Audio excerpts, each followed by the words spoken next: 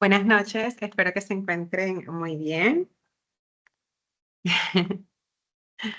¿Me pueden confirmar que me escuchan con claridad antes de dar inicio a la clase? Sí, se escucha muy bien. Vale, muchas gracias. Es un placer para mí poder compartir la noche de hoy con cada uno de ustedes en esta masterclass, la cual ha sido creada con mucho tiempo, mucha dedicación y sobre todo es con mucho amor. En el momento en el que fue planteada era cómo podemos transmitir y cómo podemos expresar, cómo podemos validar y hacer visible el rol del cuidador y todo lo que puede englobar, pero sobre todo cómo podemos ofrecer herramientas de cuidado para el cuidador. Y esto lo hacemos en el marco del Día Internacional de los Cuidados. Para ello estamos hoy presentes acá Silver Moon desde Venezuela. También nos va a acompañar el doctor Charles da Silva, de Enfoque Humanístico México. Nos va a acompañar Paola López Ocando desde Ecuador, representando a SAGI. Y también desde Venezuela, mi hijo suplente con Janet Calderón y María Gabriela Chalbo. Es para nosotros un placer que puedan estar acá la noche de hoy acompañándonos y algo que queremos enfatizar acá es el rol que pueden tener las personas que se dedican a realizar o que desempeñan el rol de cuidado. En Venezuela, que es el país en el que nosotros nos encontramos específicamente, ocurre una realidad que seguramente ustedes, desde el país que se encuentran, también la pueden evidenciar o la pueden vivir, pues que es esta doble carga que tienen las personas que están cuidando. Desde Silvermoon que trabajamos con adultos mayores, específicamente esta doble carga que muchas veces es que necesitan cuidados y están maternando y paternando nuevamente, dada la migración que estamos viviendo actualmente en el país. Una realidad muy particular, pero que seguramente también puede ser un sinónimo de algo que esté pasando dentro de sus países.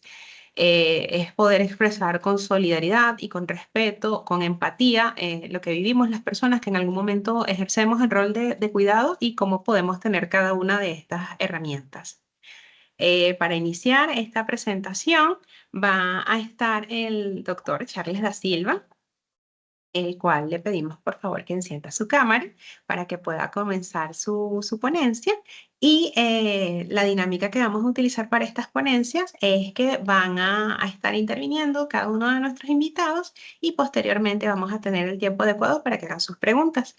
Para que no pierdan el tiempo o el enfoque de la pregunta que desean hacer, la pueden ir dejando en el chat y yo posteriormente se las voy a estar leyendo para facilitar todo el tiempo que puedan tener. Charles, no te quito más tiempo, bienvenido. Muchas gracias, todo lo contrario. En primer lugar, agradecer muchísimo la invitación. Es un honor poder participar con personas que han trabajado y que continúan trabajando arduamente en cuestiones del cuidado y que es fundamental. Entonces, es un honor estar aquí. Es un honor poder comentar algunas cosas de lo que hemos investigado, estudiado, en fin. Bueno.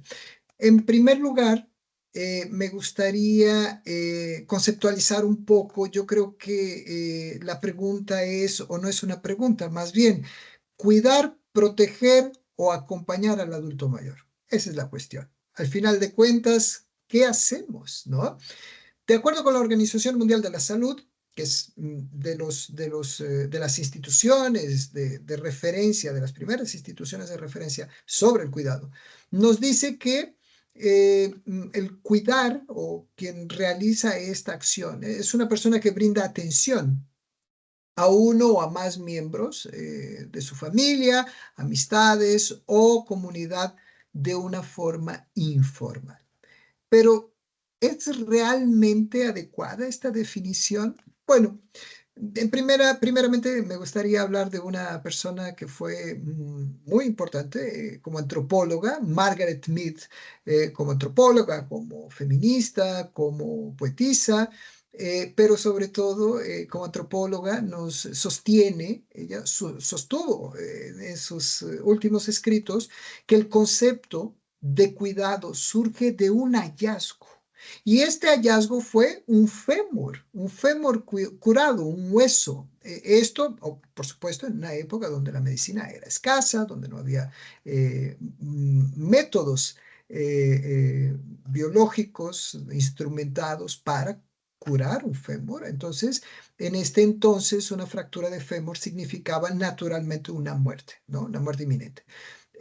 Para que un hueso pudiera sanar, según Margaret Mead, sería, o más bien tuvo que existir un tiempo y una atención. Es decir, este gesto, según Mead, pudo haber marcado lo que nosotros hoy conocemos por la humanidad, como sociedad organizada, como personas que se preocupan unas con las otras.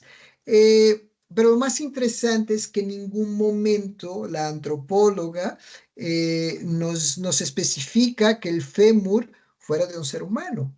Entonces, esto es una deducción muchas veces que hacemos. Y a diferencia de la definición de la Organización Mundial de la Salud, su enfoque sugiere que el cuidado no es exclusivo de la especie humana, ¿no?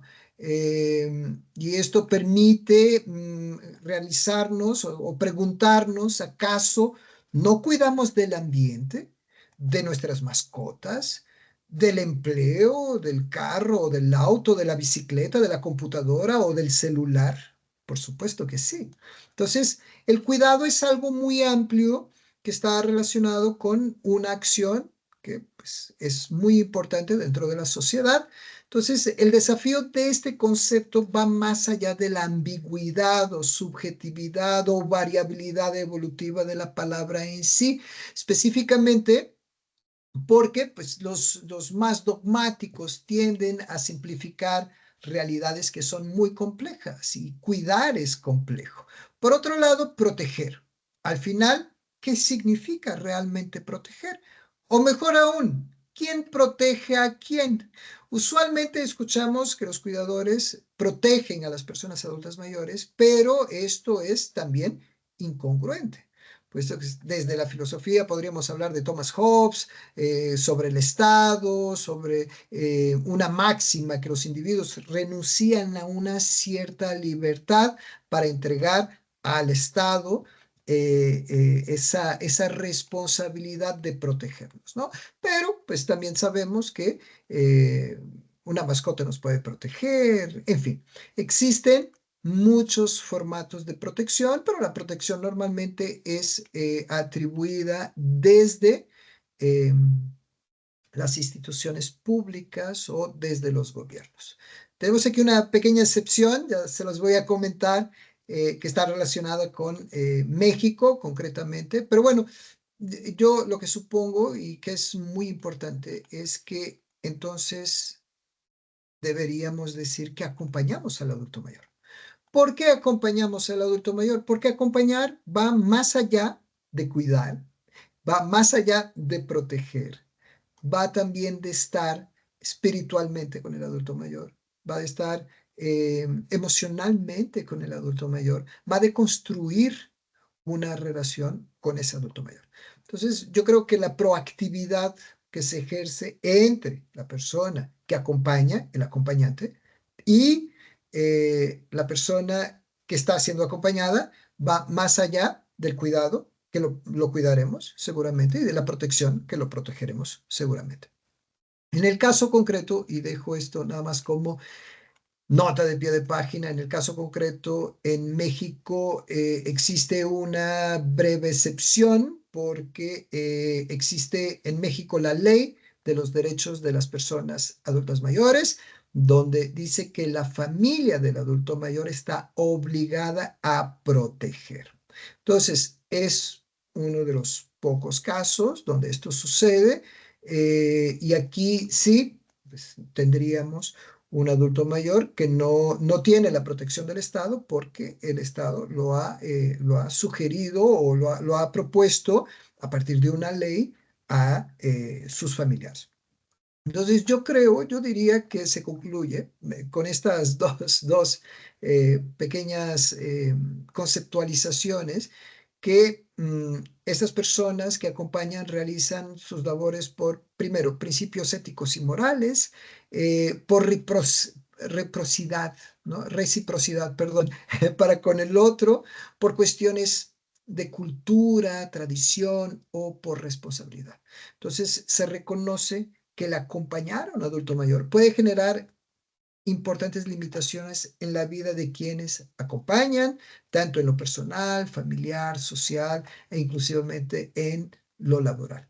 Entonces, hecha esta breve introducción sobre qué es esto de cuidamos, protegemos o realmente acompañamos, nos gusta cada vez más, intentamos cada vez más utilizar la palabra acompañante y tenemos dos formas de aplicarla que están divididas por el nivel de acción que realizan estas personas. Bueno, la forma de cuidado hacia el adulto mayor se debe definir mediante el tipo de envejecimiento eh, que tiene o que experimenta esta persona a quien se va a acompañar, ¿no? Siendo que cuando la vejez es normal, o de tipo normal, entre comillas, es decir, es una vejez saludable, pues entonces, o puede presentar alguna incapacidad física o inclusivamente mental muy leve.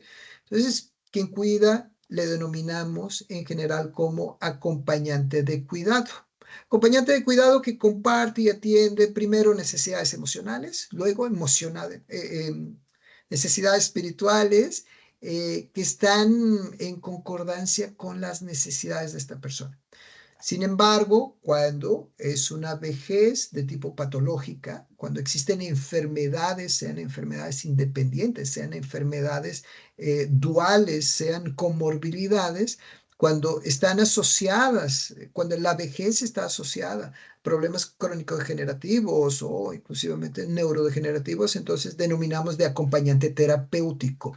Esta persona es una persona que además de asistir al adulto mayor, en sus actividades de la vida diaria también está preparado para su relación con la adopción al entorno, ocuparse de la salud.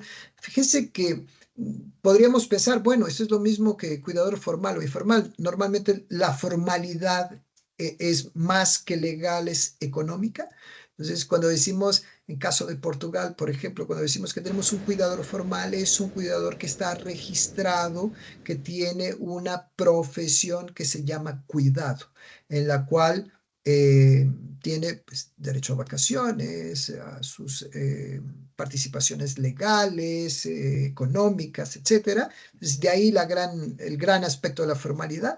Aquí lo que queremos es también un poco diluir esta idea de que el cuidador formal es un médico, un psicólogo, un enfermero. No es real.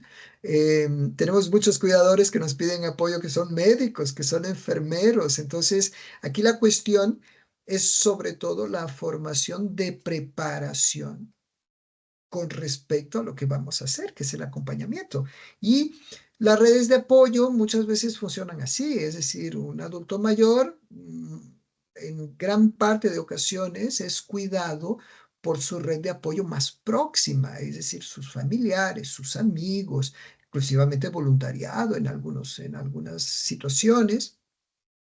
Y cuando existe una exigencia de un acompañamiento terapéutico, entonces son personas que, pues por supuesto, asisten a cursos, a formaciones, están preparados. Cuando hablamos de preparación, es preparación general, es decir, desde lo psicológico hasta el ámbito de la enfermería. Claro que no tienen que ser enfermeros, ¿no? Es decir, es importante saber cómo sentar el adulto mayor, cómo colocarlo en la cama, cómo girarlo en la cama, cómo poder caminar con él sin que este proceso, que supuestamente sería un proceso agradable para el adulto mayor, no se convierta en una situación más grave, ¿no? No sé, una tendinitis o un problema, en fin. con una rodilla o con un pie. Bueno, sabemos que las caídas y todo lo que está relacionado con los trastornos geriátricos o más bien con la síndrome geriátrica es muy compleja en los adultos mayores, ¿no? Entonces, la idea es que estos acompañantes terapéuticos tengan esas habilidades, ¿no? Y esas habilidades no se encuentran en una licenciatura, en una maestría o un doctorado, una especialidad, se encuentra en formaciones muy específicas donde se intenta también certificar a esta persona para que lo pueda hacer bien, ¿no? Esta es la parte, la terapéutica es la parte donde nosotros podemos apoyar. Toda la demás, la del acompañante de cuidado, pues tiene que ser algo propio, ¿no? Es la pasión de cuidar, como decía la antropóloga, ¿no? Es el querer dedicar su tiempo. Bueno, una vez comentado un poco, yo creo que siempre es importante esta cuestión de hablar sobre de qué estamos hablando, ¿no? Los conceptos, a mí me encanta, en primer lugar, pues conceptualizar un poco. Y en segundo lugar, quería hablarles un poco de cómo vivimos el acompañamiento del adulto mayor en este momento en México. Hicimos también investigaciones en todos los países hispanohablantes del continente americano, México y concretamente donde nos encontramos, que es el estado de Guanajuato. Pero les traigo algunos datos. Son datos más o menos genéricos en el sentido de que hicimos una aproximación de promedio para que ustedes tengan una idea de cómo estamos lidiando con este proceso, porque también es muy interesante.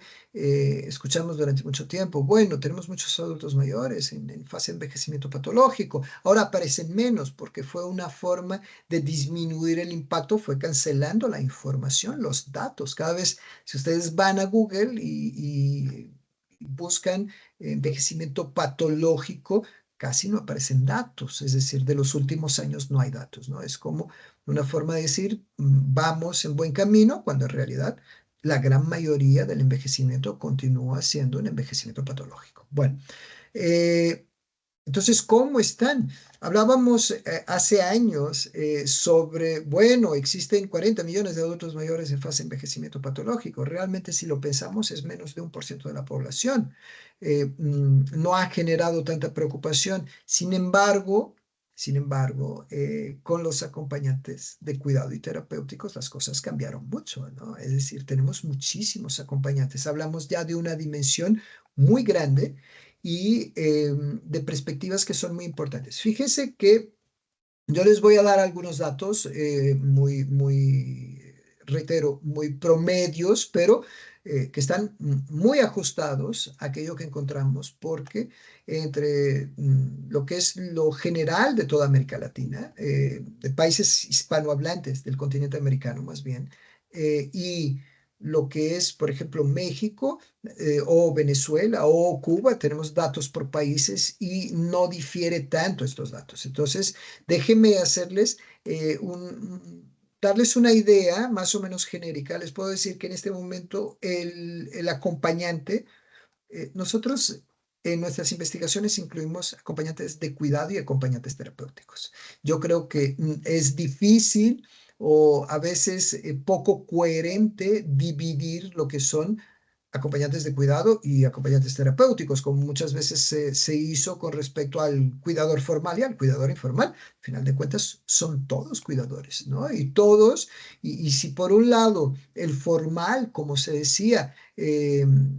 lo pasaba muy mal porque pues, tenía que estar 24 horas con el adulto mayor, estaba muy cansado, etcétera, pues menos cansado no estaban los cuidadores formales, que en vez de tener un adulto mayor, si bien es cierto que trabajaban 8, 10, 12 horas, en vez de tener un adulto mayor tenían 27, 28. Entonces, creo que esta es la expectativa, el acompañamiento es el acompañamiento.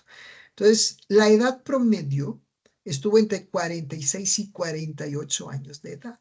Esto nos trae dos datos muy importantes. Por un lado, el dato de que al final los acompañantes de cuidado ya no son tan mayores como eran hace 4 o 5 años, donde teníamos acompañantes de cuidado con inclusivamente 60 años, sin más, ¿no? Entonces, se complejificaba un poco, ahora disminuyó, pero esta disminución impacta directamente en dos ámbitos muy importantes. Primero en el ámbito social, segundo en el ámbito económico de cada país, porque estamos hablando entre 46 y 48 años, estamos diciendo dos cosas. Una, si es un acompañante de cuidado, es decir, si es de la red más próxima de apoyo, entonces es una persona que dejó su carrera, que no está trabajando, que no está, cuando está en su mejor momento de la vida, digo, es la relación económico-social que muchas veces se hace, o que las empresas hacen, entre los 45 y los 55 años, es cuando el individuo tiene mayor conocimiento, más experiencia, entonces más habilidad para solucionar problemas.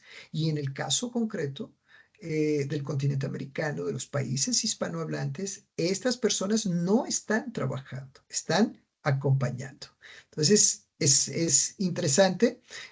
Por otro lado, claro, si es un profesional que en esto trabaja, pues muy bien, ¿no? Entonces está en una fase de desarrollo profesional. Sin embargo, sabemos que en el continente americano muy pocas personas hacen de esto un trabajo, una profesión, en el sentido que pues la gente no quiere pagar para este tipo de trabajo, ¿no? Entonces, la gran mayoría enfrenta esta situación que es, tienen entre 46 y 48 años, no están trabajando, están acompañando a un adulto mayor, lo que es honrabilísimo y es muy honorífico, muy honorable.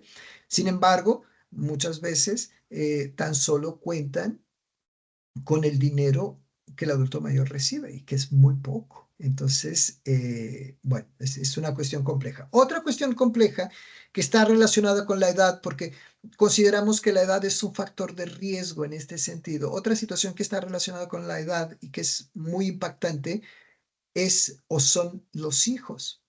Si hablamos de personas entre 46 y 48 años de edad, esto quiere decir que sus hijos de dos una, o están iniciando su vida profesional, familiar, o están saliendo de la adolescencia. Entonces son momentos que naturalmente exigen gran preocupación y un acompañamiento muy específico por parte de los progenitores, cuando estos en realidad muchas veces están en una situación de acompañamiento.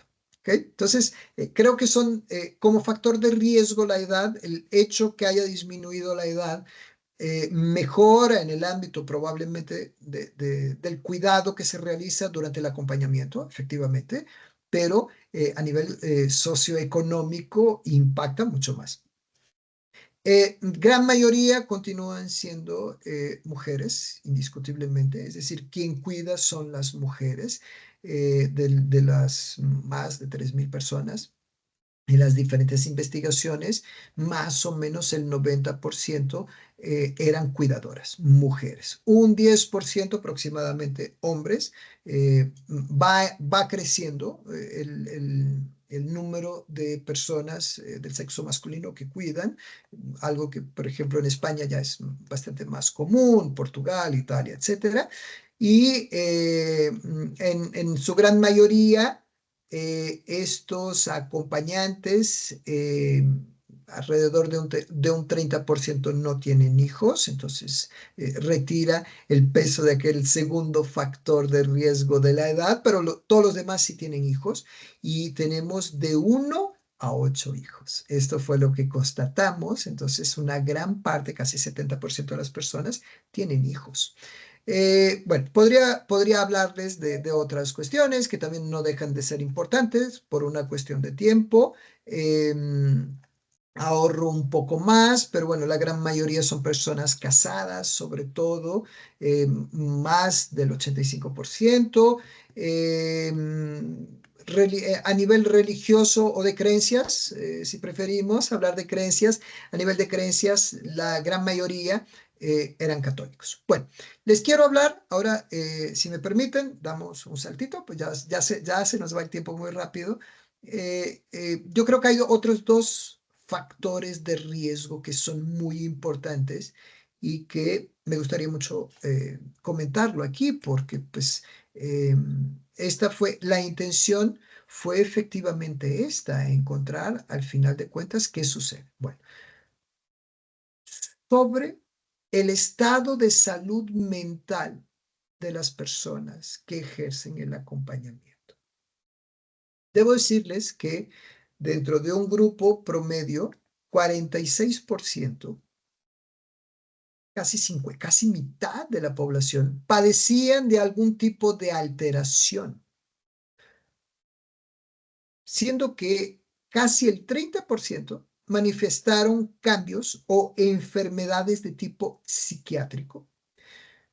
El 10% aproximadamente presentaron enfermedades neurológicas de tipo Parkinson, es decir, cuidadores de adultos mayores que tenían otras enfermedades de tipo neurológicas, caso de Parkinson, caso de Lela o otras enfermedades que son neurológicas. En el caso psiquiátrico, depresión, ansiedad, estrés fueron la gran mayoría. Tuvimos algunos casos de psicopatología, ya se los comento, pero mayormente tiene que ver con la regulación emocional, ¿no? Trastornos depresivos, trastornos de ansiedad y casi un 9%, 8 punto algo, presentaban enfermedades del tipo oncológicas. Sabemos que cada vez más crece el número de enfermedades oncológicas, inclusive entre los adultos mayores. Entonces, aquí tenemos también este factor. Al mismo tiempo, casi 50% de estas personas sufrían, algunas de las que yo ya referí y otras de las que no referí, sufrían otro tipo de condición. Estamos hablando como, por ejemplo, afectaciones vasculares que no están relacionadas con demencias, por ejemplo, tensión arterial alta, con afectaciones respiratorias, mucho por la COVID-19, como postinfeccioso, pero también en otros ámbitos, alteraciones renales, entre otras, que requieren tratamientos muy específicos. Ahora, lo que también es importante es que casi un 12% de los individuos presentaban o experimentaban situaciones de discapacidad motora y o sensorial, lo cual realmente podría dificultar muchísimo el cuidado de otras personas. Lo que queremos decir es que muchas de estas personas no deberían acompañar, sino más bien deberían estar siendo acompañadas, ¿no? Por su enfermedad, por su situación, en fin, tuvimos el cuidado de,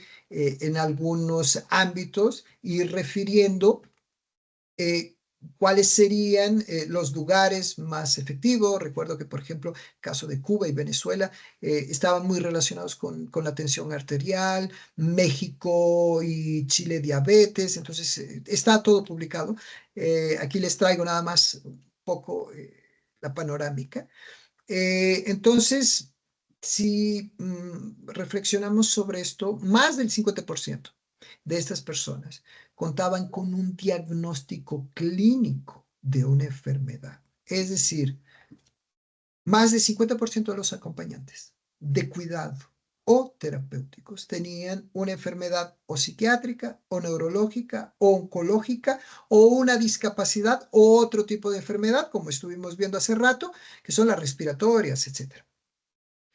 Entonces, son dolencias que, claro, ponen en causa la situación del acompañamiento, pero sobre todo, algunas de estas dolencias requieren el consumo de fármacos, ¿no? Una farmacoterapia. Pues son personas que tienen que tomar medicamentos. Y esos medicamentos, en algunos casos, afectan directamente el funcionamiento de la estructura cerebral, lo que hace que tengan muchas más dificultades en acompañar al adulto mayor.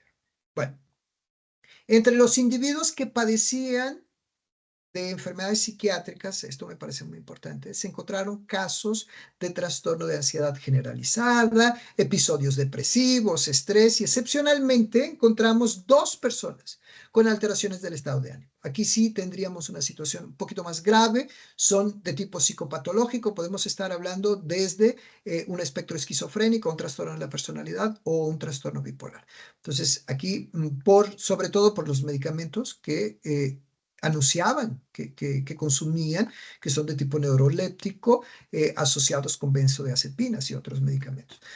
Cuanto a lo neurológico, como les dije, pocas personas con enfermedades o con dolencias más o menos leves. En el caso de las tumoraciones, muy pocas tumoraciones encefálicas primarias, es decir, cáncer relacionado a la estructura cerebral, que serían los que más podrían generar alteraciones en el acompañamiento. Sin embargo, debemos recordar que de la enfermedad oncológica más común, hablamos de cáncer de pulmón, cáncer de mama, melanoma, gastrointestinales y colorectales, son los más diagnosticados y también fue los que más encontramos en estos grupos. También es importante decir que este tipo de enfermedad oncológica son los que tienen mayor predisposición a generar metástasis hacia el sistema nervioso central, concretamente hacia la estructura cerebral. Entonces, esto también podría ser complicado. En el caso, por ejemplo, del cáncer de mama triple negativo, ya es en la fase más paliativa, pero de cualquier manera esto podría generar la imposibilidad, pues, de acompañar. Bueno, voy al tercer factor porque yo creo que ya me queda muy poco tiempo. Es extraordinario participar en una masterclass, pero realmente este es un tema muy, muy, muy grande. Entonces, déjenme hablarles del tercer factor de riesgo y claro, está relacionado con lo que estuvimos viendo. Si las personas que acompañan tienen algún tipo de patología, por supuesto, van a estar haciendo farmacoterapia, hasta porque, aunque quisieran en ciertas situaciones hacer psicoterapia, estamos hablando de enfermedades más biológicas que psicológicas, pero también está la cuestión del tiempo, ¿no? ¿Cómo tener tiempo? ¿Cómo puede un acompañante, y esto lo entiendo, lo he escuchado muchas veces, cómo puede un acompañante dejar el adulto mayor para ir a una sesión de psicoterapia, fisioterapia, de rehabilitación, etcétera? Bueno, entonces, tercer factor tiene que ver con el exceso de consumo de psicofármacos, sobre todo porque impactan en la estructura cerebral y hacen con que la persona que acompaña pueda no estar en sus mejores condiciones para acompañar. Los datos indican que más o menos un 70% de las personas toman algún tipo de fármaco. 30% consumen nada más que, bueno, vitaminas, analgésicos, antiinflamatorios o medicamentos que no requieren continuidad. Solo, única y exclusivamente el 2% de los acompañantes de cuidado y terapéuticos que participaron, que fueron más de 3,000, solo el 2% no tomaba ningún tipo de medicamento. Esto es relevante, muy relevante. Otro factor muy relevante para ir terminando, el consumo de antidepresivos. Les debo decir que nosotros encontramos un casi poco más de 36% de acompañantes de cuidado y terapéuticos que tomaban antidepresivos. Este número fue más elevado que el diagnóstico de todas las enfermedades psiquiátricas. Es decir, con alteraciones psiquiátricas teníamos 28% de la población, tomando antidepresivos 36%. Lo que quiere decir que muchas personas están tomando antidepresivos sin una prescripción o supervisión médica. Esto yo creo que tiene dos interpretaciones. La primera es importante, tenemos que verificar rápidamente qué sucede. Las personas no deben no deben automedicarse. Y la segunda, el sesgo que esto tuvo dentro de nuestra investigación. Efectivamente, en América Latina, en los países hispanohablantes del continente americano, existe sobrecarga en todos los países donde evaluamos cuidadores o acompañantes, que son todos los países de habla hispana. Sin embargo, estrés también, pero depresión y ansiedad menos y desesperanza baja. La desesperanza está muy relacionada con la ideación suicida, la pérdida de un proyecto de vida, ¿no? Entonces, muy relacionado con esta cuestión de la ideación suicida, del intento suicida. Entonces, lo medimos, pues nos preocupaba, pero claro, cuando vemos que más del 8% de todos los casos psiquiátricos toman antidepresivos, claro que estos datos acaban por tener un sesgo importante que es el exceso de consumo de medicamentos. Probablemente, si estas personas no consumieran estos medicamentos, tendríamos otros valores completamente diferentes. Déjenme, les digo que 18% de los fármacos utilizados eran neurolépticos, hipnóticos de tipo benzodiazepínicos hipnóticos y anticonvulsivos, es decir, medicamentos que se utilizan para el control y estados psicopatológicos.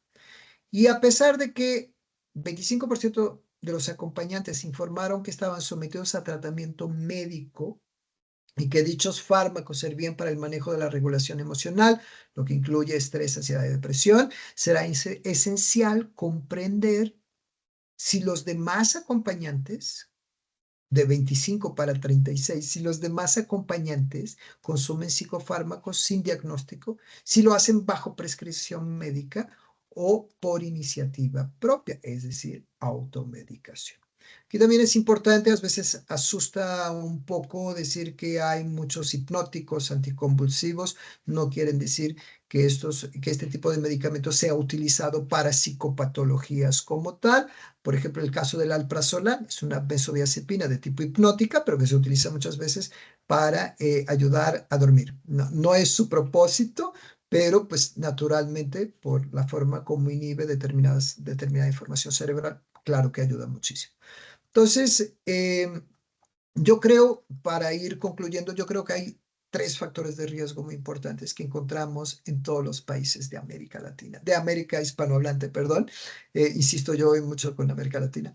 Tres factores muy importantes: la edad, en primer lugar, porque esta influye directamente con el ámbito profesional o con la pérdida de un proyecto de vida. Yo recuerdo, hace poco una cuidadora cuidaba a sus dos progenitores y desde muy temprana edad, y entonces no estudió, no se casó, no tuvo hijos, y ahora a los 40 y muchos años, pues lo único que puede hacer o que nos dice que sabe hacer es acompañar, ¿no? Entonces es un proceso complejo. Las alteraciones de salud que presentan muchas veces estas personas, es importante hacer trabajo psicoeducativo en el ámbito del autocuidado. Los acompañantes tienen que cuidarse. Y finalmente esta cuestión de las prescripciones médicas, ¿no? Es importante controlar qué medicamentos sí, qué medicamentos no, y no hacer automedicación. Esto podría ser muy complejo en procesos de acompañamiento, desde que se pueda, no sé, levantar el adulto mayor y que el acompañante no se despierte, pues bueno, poner en riesgo inclusivamente la situación de ambas personas. Querido Eh, Charles, nos quedan 5 minutos. Muy bien, muchas gracias. Todavía quedan 5 minutos, qué bueno. Entonces, con ese breve cierre, o con estos datos, me gustaría invitarles a varias situaciones. Una de ellas es para los que están aquí, que acompañan adultos mayores, tengan atención a este proceso. A veces nos preguntan, ¿cómo podemos envejecer saludable? ¿Cómo podemos envejecer bien? Pues cuidándonos, ¿no? Ese es el único propósito. En un libro que fue el primer libro que escribimos sobre el cuidado, utilizamos la analogía del avión, es decir, cuando existe un problema dentro de un avión y se despersonaliza el avión, caen las máscaras de oxígeno, y lo que piden es que primero se lo pongan los adultos, los acompañantes, y después a los niños y a los adultos mayores. ¿Por qué? Porque si la persona que acompaña no está bien, ni el adulto mayor, ni el niño, ni el adulto a quien se está acompañando puede estarlo. Entonces, este es el primero, es mi primera invitación. Mi segunda invitación es la cuestión teórica. Yo sé que estamos acostumbrados a cuidador, cuidador, cuidador, pero realmente, y lo sabe quien acompaña. Ellos nos dicen muchas veces en entrevistas, es que no somos cuidadores, somos acompañantes, es diferente, ¿no? Entonces es a partir de ahí que pasamos a utilizar esta nomenclatura. Ojalá también lo puedan hacer, es decir, el acompañamiento, algo más humano, más completo, algo que incluye no solo el cuidar, pero también el proteger, porque pues, ¿qué es cuidar a un adulto mayor? Cuidar a un adulto mayor es tener atención que no se caiga, es cuidar que tome su medicación, es cuidar que tome mucha agua, hidratado, es cuidar que coma un poco de todo, verduras, nutrientes, proteínas, etcétera. Esto es cuidar. Protegerlo es, por supuesto, ir más allá. En el caso mexicano, como les comenté, es una cuestión de ley, pero nosotros también pues, protegemos a los adultos mayores, ¿no? Cuando salimos con ellos, etcétera, ese cuidado protector. Y finalmente es el acompañamiento. El acompañamiento es todo esto y mucho más. Es estar con ellos, es escucharles, es aprender. No quiero con esto romantizar el envejecimiento, porque no es para romantizar, es un proceso y unos procesos son muy buenos, otros procesos son bastante más complejos. Y cierro con esta nota de pie de página. Recuerden que en el caso, es un caso que siempre se habla, Finlandia. Finlandia tiene su gran mayoría de adultos mayores en fase de envejecimiento saludable. Esto es extraordinario, realmente es extraordinario, pero tenemos que tomar en atención que para que Finlandia hoy tuviera la gran mayoría de adultos mayores en fase de envejecimiento sano y activo, llevaron 68 años trabajando con los niños. Es decir, esto tiene que ser una generación. Caso contrario, lo que estamos haciendo es una intervención. Pero intervenir ahora es como los crucigramas y todo lo que le damos a los adultos mayores.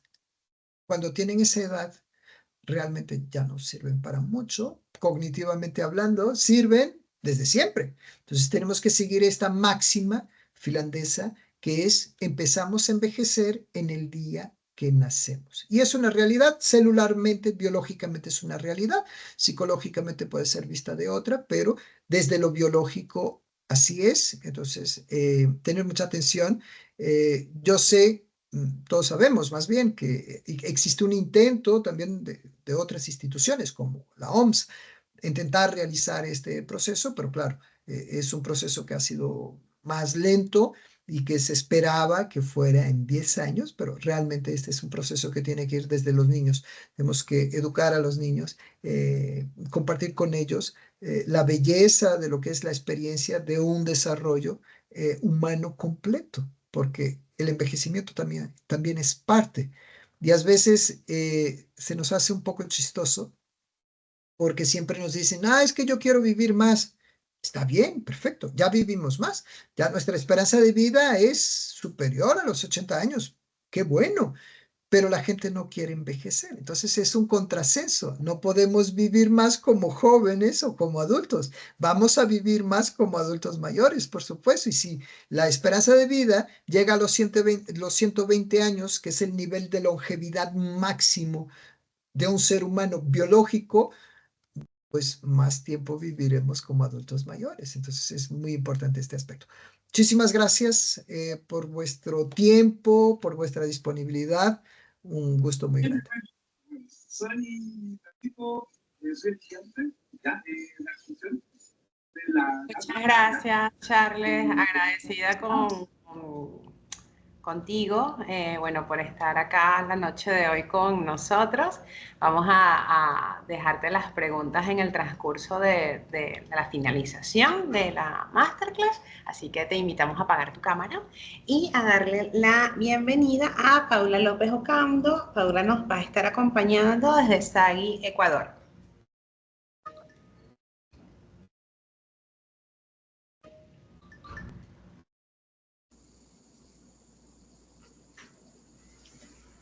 Hola, Paula, buenas tardes.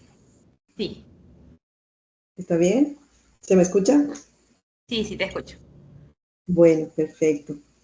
Muchas gracias. Pues buenas noches. Sí, también yo primero agradezco mucho a Soleil y a Silver Moon por esta invitación, por haber organizado este espacio de compartir este momento con todas las personas que se han unido a esta masterclass con este tema tan bonito alrededor del cuidador y del cuidado, ¿no?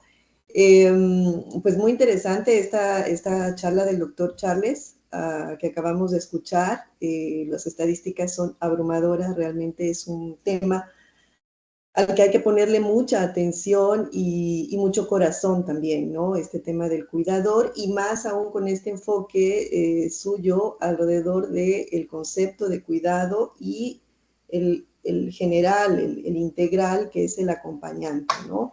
Muy, muy interesante, me gustó bastante. Yo voy a empezar mi ponencia iniciando por el concepto que conocemos nosotros como el del cuidador. Y he llamado a mi ponencia, ¿quién es el cuidador y qué le preocupa? Y quiero invitarlos a escuchar primero un pensamiento que yo oí hace algún tiempo y que me ha dejado reflexionando. Todos los seres humanos, alguna vez en nuestras vidas, estaremos vinculados al cuidado. Daremos cuidado a alguien, a cualquier persona, o necesitaremos que alguien nos cuide.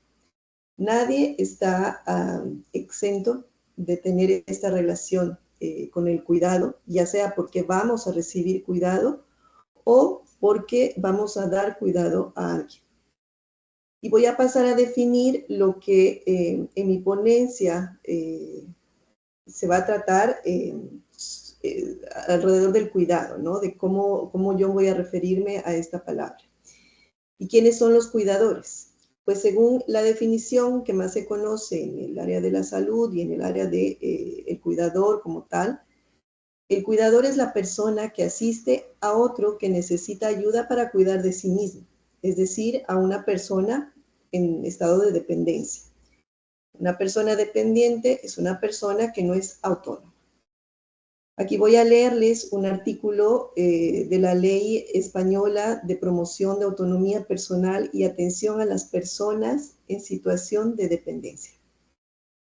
La dependencia se define como el estado de carácter permanente, y yo añado ahí temporal a veces también, en que se encuentran las personas que por razones derivadas de la edad, de la enfermedad, de la discapacidad, o ligadas a la falta o a la pérdida de autonomía física, mental, intelectual o sensorial, precisan de la atención de otra u otras personas o ayudas importantes para realizar actividades básicas de la vida diaria.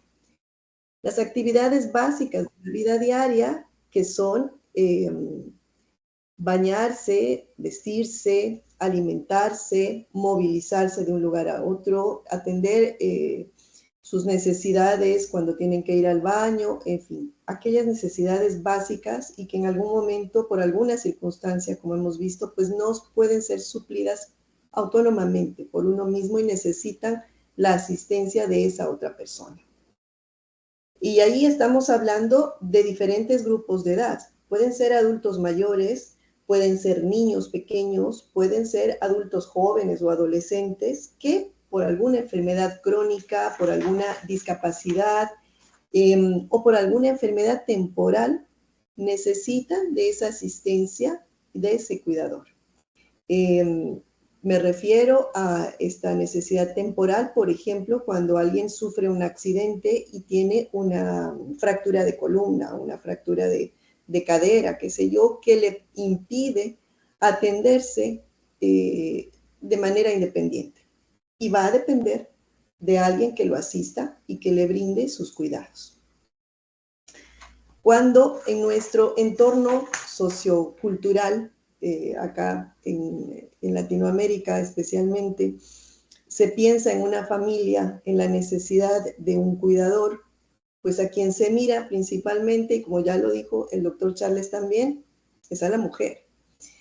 La OMS tiene el dato de que el 70% de los cuidadores en el mundo son mujeres y el 85% de cuidadores no profesionales son mujeres. A esta realidad de la mujer cuidadora se puede añadir también que generalmente esta mujer es ama de casa, con un promedio de edad que va entre los 40 a los 65 años de edad, más o menos, que además de la persona a la que cuida, pues se hace cargo de las tareas del hogar, por supuesto, del arreglo de la casa, de la alimentación, cuida de sus hijos, niños o adolescentes y de otros miembros de la familia, y atiende las necesidades de todo el grupo familiar a nivel doméstico. Según las estadísticas también, en las familias, la cuidadora principal, que es una mujer, generalmente en el 50% de los casos es una hija, en el 12% una esposa o la pareja, y las nueras son un 9%. Pero también hay cuidadores hombres, claro que sí, con una diferencia muy grande de porcentaje. Son los hijos, un 8%, los esposos o las parejas, un 5%, y los yernos, un 2%. ¿Por qué se piensa en la mujer?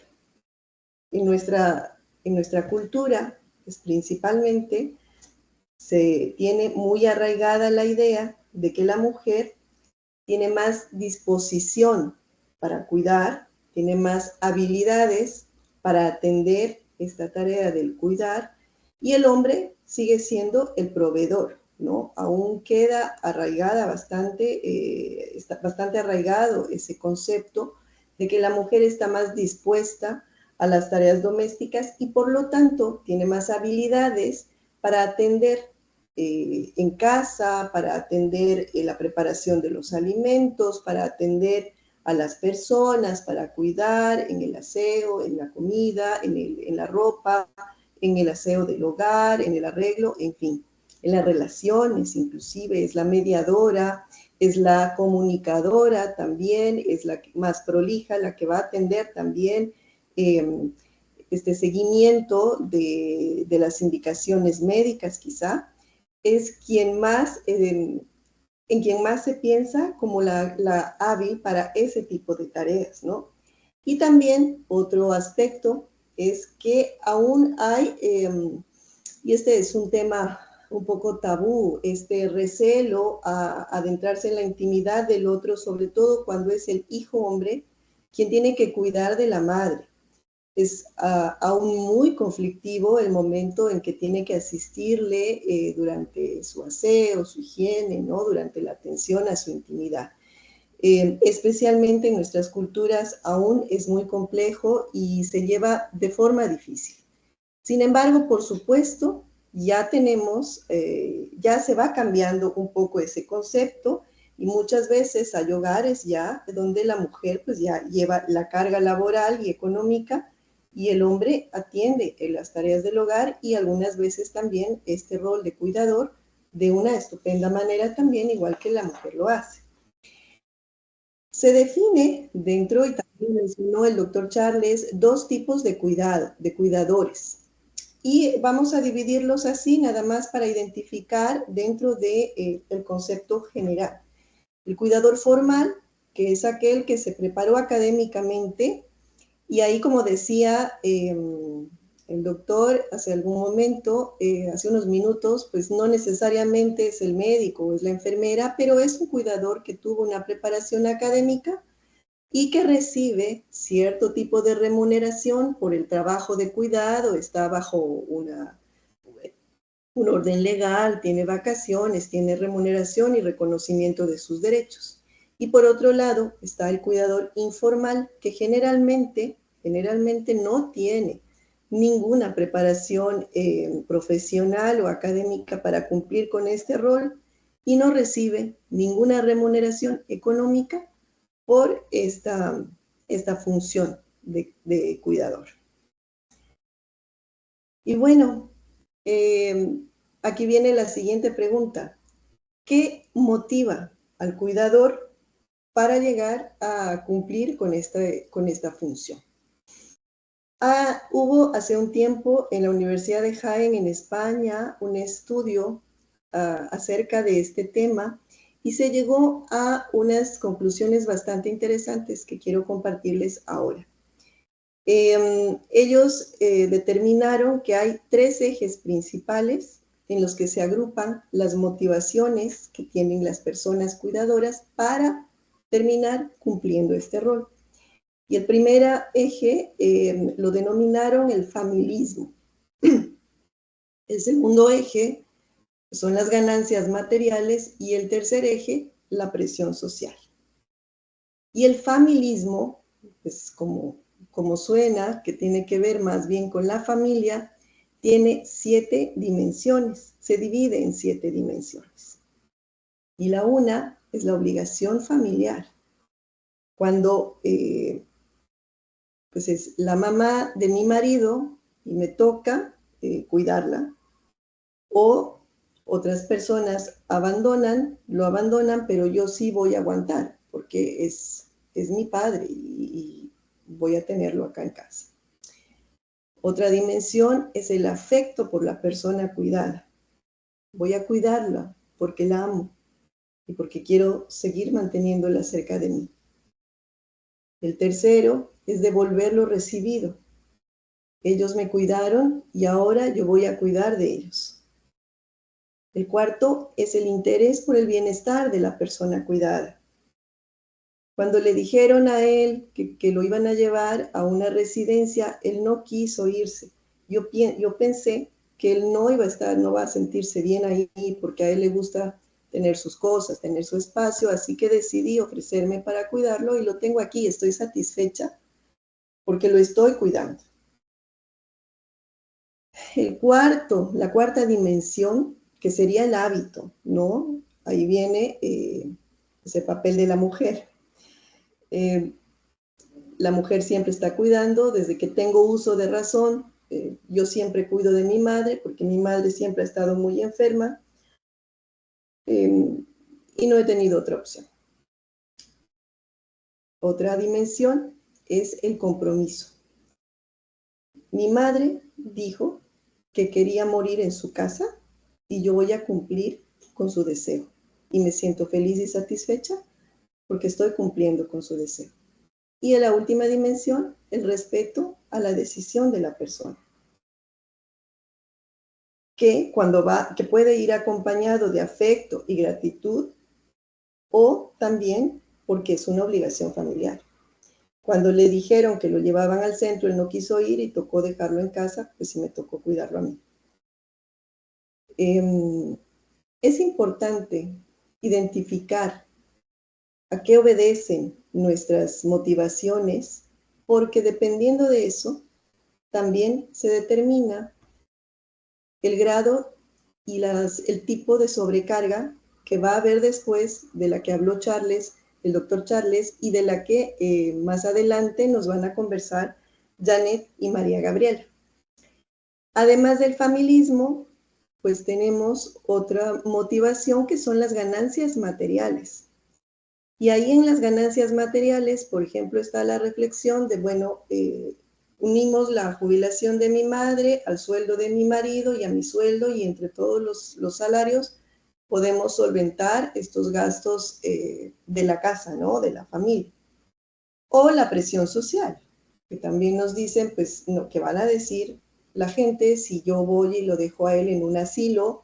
O, y estoy pensando ahora en lo que nos comentaba Soleil en la introducción de las ponencias, ¿no? Estamos hablando no solamente de los cuidadores de personas adultas mayores, sino también de adultos mayores que están cuidando de sus nietos por temas de migración, o personas que están cuidando adultos jóvenes o adultos mayores que cuidan de sus hijos que tienen discapacidad o cualquier otra circunstancia. Y bueno, que pueden obedecer también a este tipo de motivaciones. También hay otras 2 motivaciones que aparecen dentro de este análisis, y la una son las experiencias personales con la enfermedad o con el cuidado. Y ahí también, además de que puede ser que vengo de una familia donde siempre estuve yo destinada a cuidar, porque siempre fui la hermana mayor, cuidaba de mis hermanos más pequeños, Luego cuidaba de mi tía o de mi abuela que vivían en casa, en fin, y muchas veces es la misma persona, el mismo miembro de la familia que sigue cuidando. También puede ser que vengo de una familia donde siempre vi que se cuidaba del otro, ¿no? Entonces es como una herencia que la asumo como parte de mi historia familiar y la acojo a veces de manera positiva y a veces no. Y también pues una motivación de aprendizaje y crecimiento. Hay quienes están interesados en este tema de conocer más sobre el cuidado y que ven como una oportunidad de desarrollo personal o una vocación. Dentro de estos tres ejes hay el análisis de cuándo se tiene una percepción positiva o negativa del cuidar. Y cuando obedece este cuidar a las motivaciones materiales, las ganancias materiales o la presión social, generalmente la percepción de la situación de cuidar es negativa. Por lo tanto, la sensación de sobrecarga y la confusión y el mal papel inclusive del cuidar, pues va a ser mayor.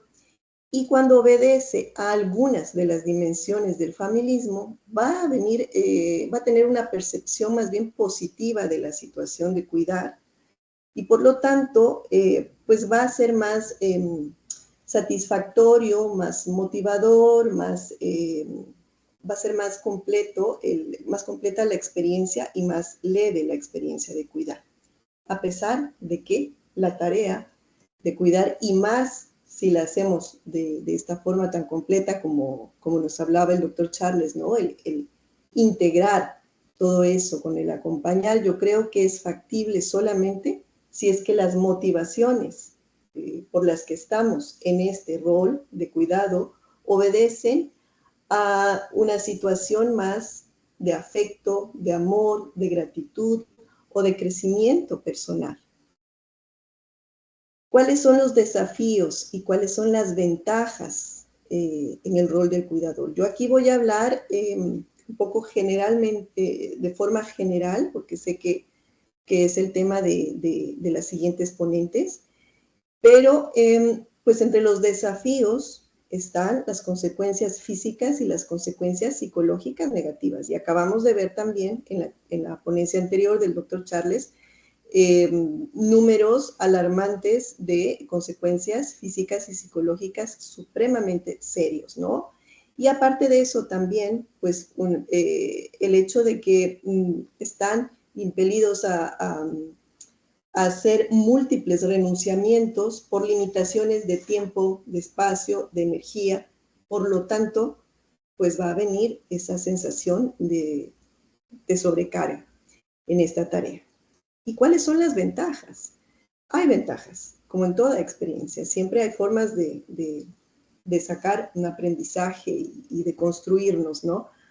Y las ventajas pueden ser el desarrollo de habilidades dentro del cuidado, la sensación de satisfacción personal, porque estoy haciendo algo que yo decidí cuando las motivaciones son así, y que estoy aprendiendo algo y que estoy entregando algo, un sentido de la vida. Tengo un sentido a mi vida porque estoy en este proyecto de cuidar. Y ahí pienso, por ejemplo, en el caso que nos hablaba Soleil inicialmente de aquellos abuelos o abuelas que están actualmente maternando a niños o adolescentes que han quedado sin padres. Es el sentido de su vida.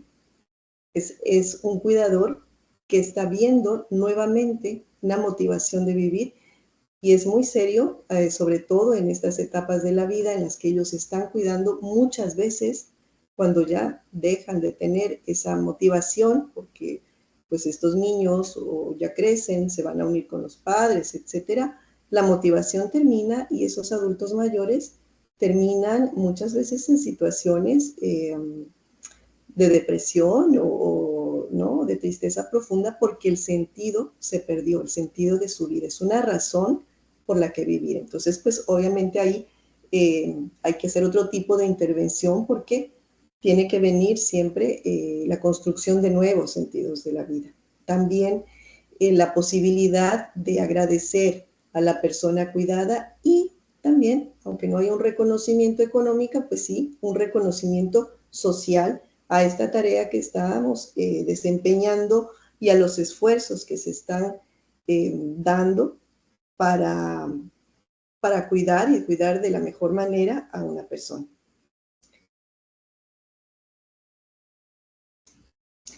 Y bueno, ¿de qué depende la calidad de vida del cuidador?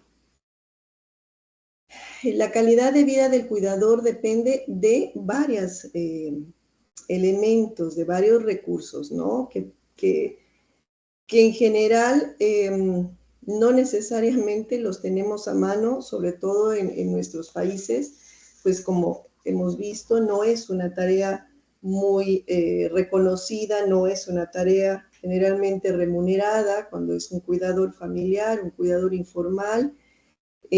Así que muchas veces la sociedad, mucho menos el Estado, tiene preparado ningún tipo de reconocimiento a esta tarea. Sin embargo, pues es una construcción propia y del círculo social que tenga el poder mejorar la calidad de vida de este cuidador.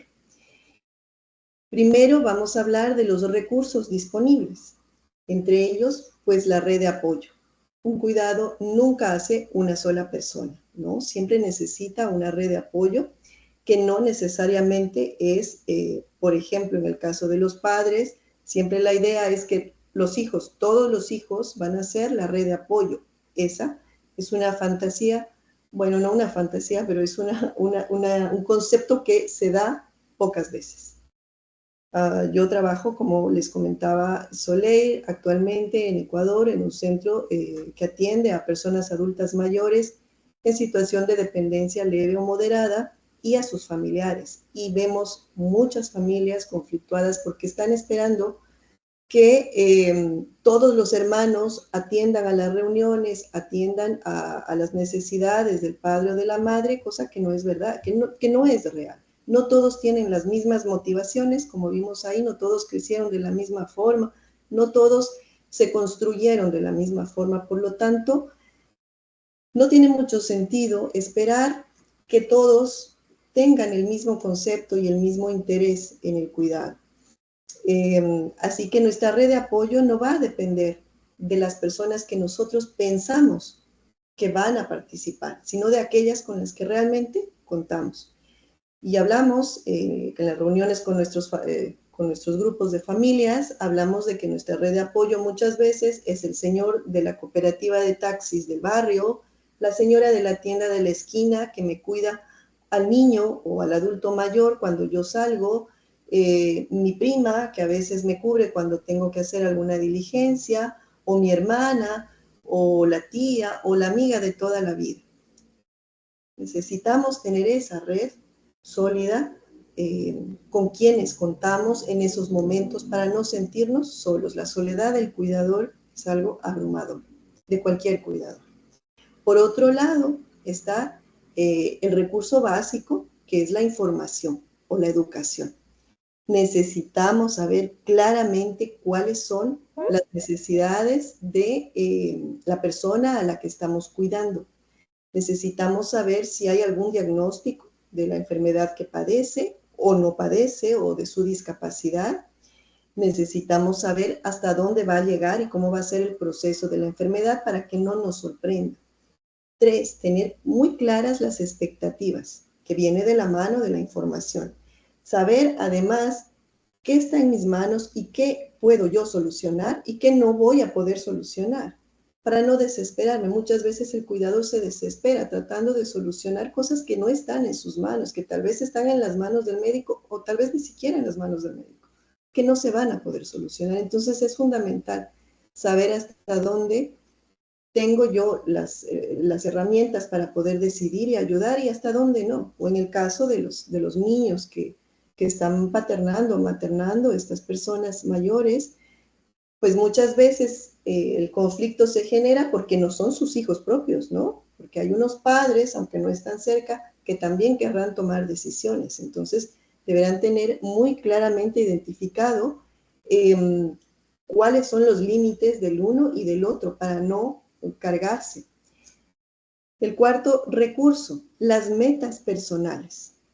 No podemos olvidar nuestras propias metas. A cualquier edad, nosotros vamos a tener unas metas personales que no deben depender de este rol de cuidado. No olvidar nunca metas a corto plazo, a mediano plazo, a largo plazo. Algunas pueda que sean factibles, algunas no. Sin embargo, siempre estar en esa construcción, porque esa construcción nos va a devolver el sentido a la vida. Y el quinto recurso disponible, que son los servicios de salud y de bienestar de los que podamos disponer cerca. Identificarlos para saber en qué momentos recurrir o no, cuando sea necesario, ¿no? Y con quiénes contamos. Y por último, pues otros dos elementos de los que depende la calidad de vida del cuidador. Las estrategias de autocuidado. Una vez que ya identificamos los recursos que vienen de fuera, también vamos a hablar de que nosotros tenemos que atendernos a nosotros mismos. Recomendación también del doctor Charles, ¿no? Cuídense. Y con la imagen que nos dio del avión y el momento de la despresurización y la utilización de las máscaras. Primero tengo que estar bien yo para poder cuidar del otro. Entonces, para mi autocuidado necesito unos espacios de respiro. Estos espacios de respiro son, por ejemplo, salir un momento a tomar un cafecito con mis amigos, pero mientras estoy segura de que la persona a la que estoy cuidando está bien, no mientras estoy ansiosa y angustiada porque sé que puede que estén pasando ahí alguna cosa, puede hacer una travesura, va a tener un accidente, no. Para eso es mi red de apoyo. Saber delegar, saber pasar algunas de mis responsabilidades a otras personas, no pensar que solamente yo lo estoy haciendo, saber decir que no y tener un proyecto personal. Y ahí volvemos a la reflexión del doctor Charles, ¿no? Cuando habló de que muchas de estas personas con ideaciones suicidas porque perdieron el sentido de la vida. Y ahí entonces está el trabajo individual de la construcción del proyecto personal, el proyecto que puede ser desde una cosa muy pequeña como, no sé, tejer colchas de crochet para venderlas, hacer muñecos, hacer manualidades, hasta cosas mayores como estudiar algo que alguna vez quise hacerlo, aunque sea de a poquitos, ¿no? Ir organizando. No estoy hablando de utopías, yo sé que uno a veces ve, mientras está hundido en el cuidado, ve todas las puertas cerradas y se hace muy difícil, se hace una montaña, resolver el día a día, mucho más pensar en más allá. Sin embargo, el momento en que damos el paso y empezamos a tratar de darnos el espacio a nosotros, estoy segura que vamos a poder mirar de lejos un momento ese cuidado que estamos desarrollando con nuestros seres queridos y vamos a poder también gestionar de mejor forma ese cuidado. Y por último, pues la organización de factores económicos y laborales, que es fundamental y son cosas prácticas, ¿no? Como saber si contamos con un seguro médico, con un seguro de vida para la persona a la que cuidamos, o para mí, o alguna organización de presupuesto. Si hablamos de personas adultas mayores, el hablar y atender, trabajar en las voluntades anticipadas, en saber cuál es las decisiones o los anhelos que ellos tienen para los últimos momentos, para saber que yo estoy cumpliendo con su voluntad y no ponerme ese momento a gestionar cosas que tal vez salen de mi conocimiento y que voy a hacerlas a la pura y me va a generar más frustración. Y nuevamente, pensar en una actividad que tal vez me puede generar algún ingreso económico y por lo tanto una satisfacción personal, porque hablábamos de que muchas veces estos cuidadores no son reconocidos económicamente y bueno, tienen gastos también, así que necesitan tener algún ingreso y es probable que dentro de ese proyecto personal pues puedan tener una puerta abierta a esta posibilidad. Creo que yo, en cambio, me quedé con el tiempo sobrando. Soleil, no sé. Exactamente 1 minuto. Fue cronometrado. Muy bien. Sí, súper. Gracias por tu ponencia, Paola. Realmente es sumamente interesante el poder conocer, ¿no? cuando las profesionales, las organizaciones tienen este trabajo de cerca con los familiares y los cuidadores, específicamente porque nos permites conocer, déjame activar la cámara, nos permites conocer de primera mano cuáles son esos desafíos y esos beneficios que tiene asumir este rol. Muchas veces hemos conversado, Janek y yo, incluso en el live anterior que tuvimos, como el rol de cuidador nos sorprende en la vida muchas veces y no sabemos cómo desempeñarlo, y por eso es tan necesario que podamos mantener este tipo de sensibilización y este tipo de contacto directo para conocer lo que es el cuidado y todo cómo se dimensiona este rol. Así que gracias por tu intervención. Te invito a que pongas tu micrófono en silencio y puedas apagar tu cámara, pues para darle la bienvenida a Janek y a María, quien van a continuar estas ponencias. De igual forma, invito a las personas a que si tienen preguntas las vayan dejando en el chat para comenzar a ajustar las preguntas. Ya estas van a ser nuestras últimas ponencias, entonces poder ir agrupando cada una de las preguntas que tengan, que puedan ser pertinentes para nuestros ponentes. Janek, ya te veo. Hola, buenas noches, Soler. Bueno, como siempre agradecida por estos temas tan interesantes y bueno, por compartir un poquito de nuestros humildes conocimientos y experiencias en este tema tan importante como es el cuidado del cuidador. Así como conversaban anteriormente los antiguos ponentes, hay unas estadísticas de la Organización Mundial de la Salud que se estima que para el 2030, 1 de cada 6 personas en el mundo tendrán más de 60 años. Y para el 2050, muchas personas de más de 60 años estarán, ¿cómo se llama? Que me perdí aquí. Se habrán duplicado, esta cifra se habrá duplicado, es decir, entre un 10 y un 16%. ¿Qué nos indica esto? Que a futuro esta labor que vienen, esta labor que vienen haciendo muchas personas de manera informal y de manera formal se va a incrementar. Hay otras organizaciones como la ODS, el Objeto de Desarrollo Sostenible. Uno de sus objetivos es tratar de reconocer y valorar este trabajo de cuidador que en muchos países está infravalorado. Es decir, ellos quisieran que esto es un trabajo que va a ser de muchos años, un trabajo muy que no va a ser a corto plazo, pero la idea es tratar de, en muchos países, reconocer de manera formal, darle remuneración, es más, darle los derechos a los cuidadores, que tengan derecho a la salud, derecho a tiempo libre, derecho a ser remunerados, derecho a la salud mental, que es importante para que esta labor de cuidador no solo tenga la remuneración que merece, sino que también permita que ellos puedan autocuidarse. Entonces, cuando hablamos entonces de este trabajo que tiene muchas carencias en muchos sentidos legales y a nivel personal, es cuando hablamos de la carga del cuidador, la sobrecarga del cuidador, o lo que llaman también el síndrome del cuidador quemado. Que esto no es más que estas dificultades financieras y psicosociales que enfrentan con el pasar del tiempo los cuidadores que atienden a un familiar con alguna discapacidad de salud.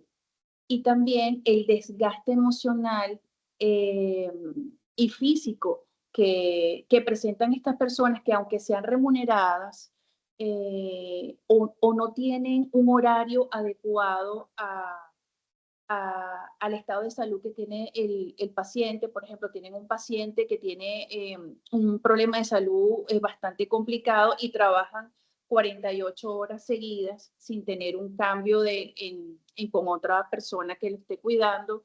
Esto les genera a ellos una sobrecarga emocional y física que se va a ver repercutido en cómo ellos pueden enfrentar esta labor que tienen.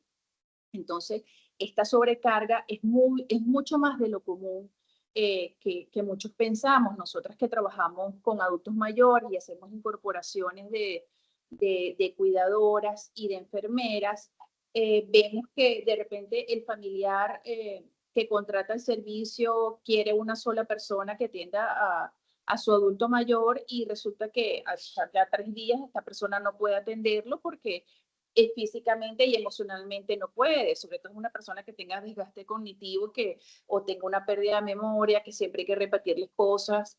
Llega un momento que se cansa porque todos somos humanos. Igual pasa también cuando somos familiares, que es un rol que nos tocó hacer, no es un rol que nosotros decidimos hacer. Y como comentaba el doctor Charles en su intervención, y Pau también, que hablaban de que todos en algún momento vamos a ser cuidadores de alguien. Y todos en algún momento vamos a recibir cuidado. Entonces, nunca estamos preparados para esta labor, y cuando nos toca de manera repentina, cuando uno de nuestros padres enferma y nuestros otros hermanos, familiares no están y nos toca a nosotros, aprendemos de una manera muy abrupta. Entonces, y cuando aprendemos de este tipo de esta forma, no estamos preparados, ni emocionalmente, ni físicamente, ni a nivel de formación, porque creo que una de las cosas que deberíamos hacer cuando entramos en esta área y esta labor de cuidadores, mantener, informarnos sobre la enfermedad que estamos tratando con nuestro familiar o con nuestro adulto mayor. Entonces, esta sobrecarga, como dije anteriormente, es mucho más común de lo que vemos porque no hay una formación. Como comentó el doctor Charles, no hay una institución que forme de manera académica a los cuidadores, porque los cuidadores no son los médicos, no son los enfermeros, son personas que aprendieron cuidando a algún familiar y no saben hacer otra cosa, o quedaron solo para hacer este tipo de actividad. Entonces, bueno, después lo hacen con su familiar y después ofrecen sus servicios, pero no tienen una formación. Y van aprendiendo a medida que pasa el tiempo, la experiencia, como muchas de las cuidadoras que nosotras hemos incorporado tienen experiencia con adultos mayores, con distintos problemas de salud, tanto física como problemas de desgaste cognitivo. Entonces, bueno, este desgaste o este síndrome del cuidador quemado, es importante saber o determinar cuándo estamos sufriendo de esta sobrecarga. Para eso tenemos unos síntomas que presentan los cuidadores, que debemos tomar en cuenta al momento de que estemos haciendo esta labor, porque bueno, al principio pensamos, puedo con todo, yo puedo hacerlo. Hay muchos de los cuidadores, sobre todo los familiares, que dicen, no, yo puedo cuidarlo, yo me encargo. Muchos hermanos de repente viven, nos pasa a nosotros con los adultos mayores que cuidamos, de repente un hermano está aquí y los otros hermanos están fuera, los otros apoyan económicamente, y la persona que está aquí atendiendo personalmente a su familiar es el que se encarga y dice, bueno, yo puedo, pero no puede porque el amor no es suficiente para esta labor. Hay que estar preparados en muchas maneras, no solo las ganas de atender o el amor que sentimos con la persona. Hay muchos factores que tenemos que evaluar para eso. Entonces, en los síntomas que deberíamos estar atentos nosotros como cuidadores, encontramos el cansancio persistente. Cuando durante nuestra labor comenzamos a tener un cansancio seguido, constante en nuestras actividades, cuando comienza el insomnio, donde no podemos dormir, nuestras horas de sueño son interrumpidas, bien sea porque el adulto mayor así lo requiere y no está durmiendo, o el familiar, o porque todas estas preocupaciones, estamos tan cansados que no podemos conciliar el sueño. Ese es otro de los síntomas que hay que estar pendiente. Comienza también con la pérdida del apetito. Dejamos de comer a nuestras horas por atender a la persona, porque no solo es la atención del familiar, vienen las tareas del hogar. Si no tenemos una capacidad económica que nos permita tener apoyo en casa adicional, como cuidador, como son las tareas del hogar, que quitan muchísimo tiempo, nuestras horas de comer se ven interrumpidas por tenemos que hacer la comida, hay que hacer la casa, hay que darle la comida al adulto mayor, me tardo mucho dándole la comida y de repente digo, bueno, no me da chance de comer, me como un snack pequeño y salto las horas de comida. Ahí comienzan a presentarse todo este tipo de síntomas. También tenemos la disminución o abandono de las aficiones personales. Ya no queda tiempo para actividades personales que antes solíamos hacer, que nos gustaban, salir a caminar, tomar el café con una amiga, leer un libro, ir al cine o bajar a la playa, porque nuestro tiempo está comprometido con la atención de nuestro familiar. Desinterés por vivir nuevas experiencias. Estamos cansados, estamos agotados. De repente, si tenemos un chance porque hay un familiar que nos pueda asistir para nosotros hacer otra actividad, preferimos dormir.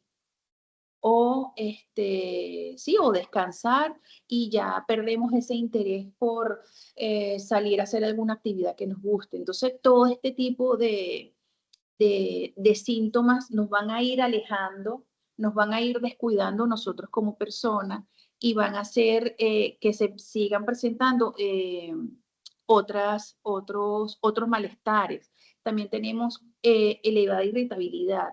Vemos mucho en el caso de nosotras cuando hacemos esta primera visita inicial, cuando solicitan los servicios, que nos contratan, nos buscan los hijos, que estamos en la entrevista, es la persona está alterada, te está contando la situación familiar, pero alterada, de repente lo llama a alguien y atiende con muy mal humor, o te está contando y empieza a llorar porque está muy cargada de todas estas emociones que implica no solo cuidar a una persona que ya no es independiente, sino de ver esa persona desmejorada, porque si es tu familiar y es tu mamá y tiene un Alzheimer, entonces no solo es la presión de cuidarlo y de aprender a golpes sobre esta enfermedad, sino de ver cómo tu familiar se ha desmejorado o cuando no te reconoce. Entonces son tantas emociones cargadas que por eso dicen, oye, no se puede hablar con fulanita porque la llamo para saber de mi mamá y siempre está de mal humor.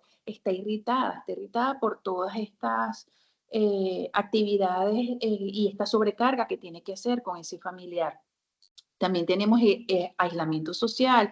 Lo comentaba cuando dejamos de hacer ciertas actividades, llega un momento que ya no compartimos con nadie. Los momentos que nos quedan son para dormir, no queremos salir o si salimos terminamos hablando de lo mismo. Entonces tendemos a aislarnos y a dejar de tener ese roce social que es tan importante para todos. El roce social, el espacio para nosotros, el autocuidado que nos va a permitir que nosotros pudiéramos seguir haciendo esta labor. Tenemos también que cuando tenemos esta sobrecarga, a veces no sabemos cómo manejarla y comenzamos a tomar medicamentos, medicamentos para la ansiedad, medicamentos para dormir y como lo comentaba también el doctor Charles, comienza esta sobremedicación que no lo hacemos bajo indicaciones de un especialista de la salud y lo que hace es que en vez de ayudarnos, trae más consecuencias para nuestra salud mental, que se ve totalmente afectada con este tipo de cuidados. ¿Okay? También tenemos niveles de estrés y ansiedad elevados que son constantes.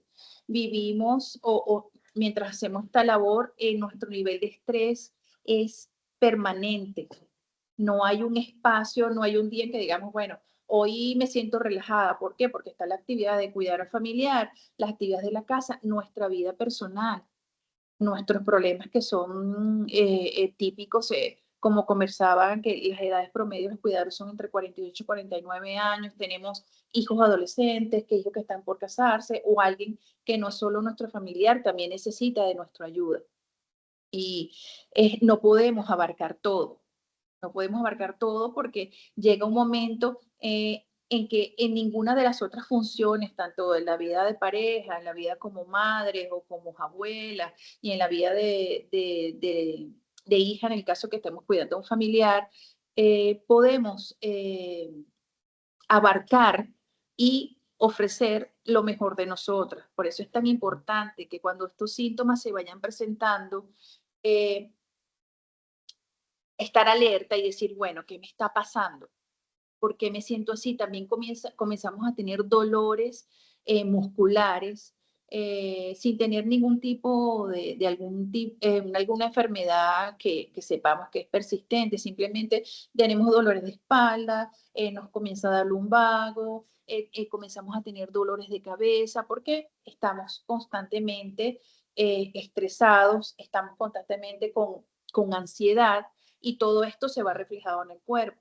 Porque, bueno, todas estas emociones que no son buenas, que a pesar de que nos mantengan alertas y nos mantengan en movimiento, porque cuando estamos en una situación de alerta estamos atentos, lo cuidamos, voy, vengo, lo llevo al médico, le doy el medicamento, pero llega un momento que cuando reposa y llega un momento de calma, todo esto sale y se manifiesta en nuestra salud, tanto en la parte física como en la parte emocional, que es uno de los aspectos que siempre hemos recalcado cuando nosotras damos talleres para cuidadoras, para formar cuidadoras, pero también damos talleres para los familiares, porque cuando les llega esta situación de algún familiar que tengan que cuidar de una manera abrupta, no saben qué hacer, no saben cómo afrontar esta situación que se está presentando, no saben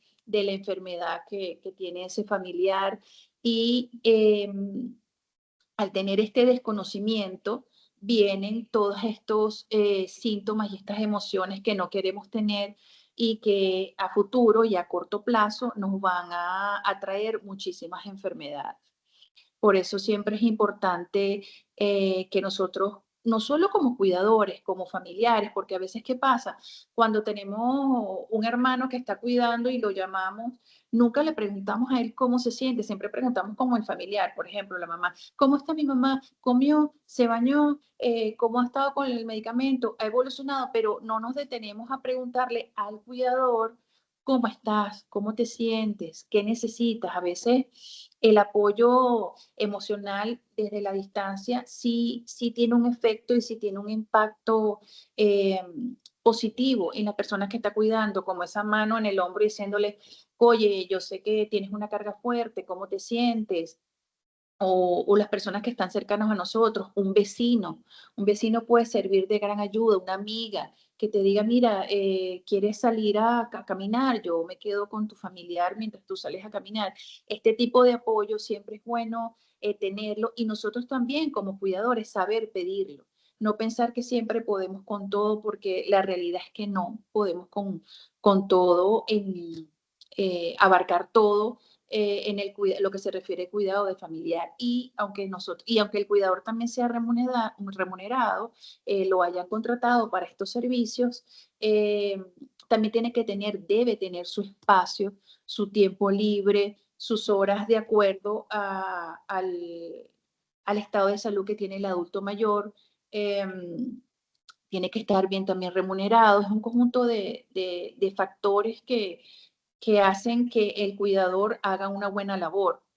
Por eso es tan importante que estas organizaciones que están ahora poniéndole, como quien dice, el ojo a este tipo de rol que se ha visto y ha incrementado muchísimos años, sobre todo aquí en Venezuela, como lo comentaba ahora a Soler, estamos maternando y paternando porque, bueno, nuestros hijos se fueron y el adulto mayor le tocó hacer eso, pero no solo esas funciones, son funciones que no debería tener esa edad, son funciones que le están generando a ellos un desgaste emocional que aunado a su edad le va a traer consecuencias. Entonces, es importante que nosotros también podamos dar nuestro granito de arena para este tipo de formaciones que pensamos que, bueno, a mí no me va a tocar, pero sí nos va a tocar.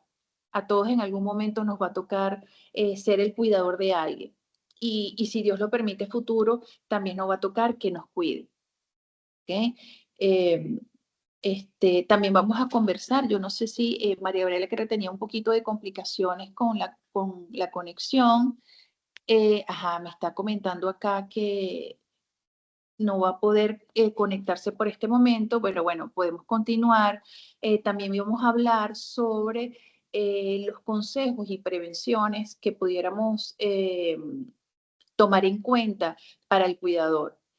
Una de las prevenciones o consejos que pudiéramos darle es que se forme. Es decir, cuando hacemos este tipo de rol, si somos un familiar y de repente nos dan un diagnóstico, mira, tu familiar tiene, por poner un ejemplo, cáncer. Entonces, ¿qué debemos hacer en el momento de llevarlos al médico y estar en consulta con su especialista? Preguntar, ¿okay? Llevarnos un cuaderno y anotar qué es la enfermedad, qué esperar de esta enfermedad, cuáles son los tratamientos, cómo la voy a abordar, cómo se va a sentir, cuáles son los síntomas que va a tener o cuáles son los síntomas que no debería tener, porque esto nos va a ayudar a nosotros a manejar ciertas situaciones que se pueden presentar. Un dolor repentino o un síntoma que no tenía antes. Entonces, si nos formamos, si nos documentamos, así sea por internet, con el especialista, con algún médico que pudiéramos conversar con él con eso, se nos va a hacer mucho más fácil lidiar con esta enfermedad y a su vez lidiar con todas las consecuencias de esta enfermedad, que siempre cuando nos toca cuidar y la persona no es independiente, quiere decir que ya está en un estado, podríamos decir, avanzado. Perdón, sobre todo cuando es una enfermedad a nivel cognitivo, un Alzheimer. ¿Qué esperar de esta enfermedad?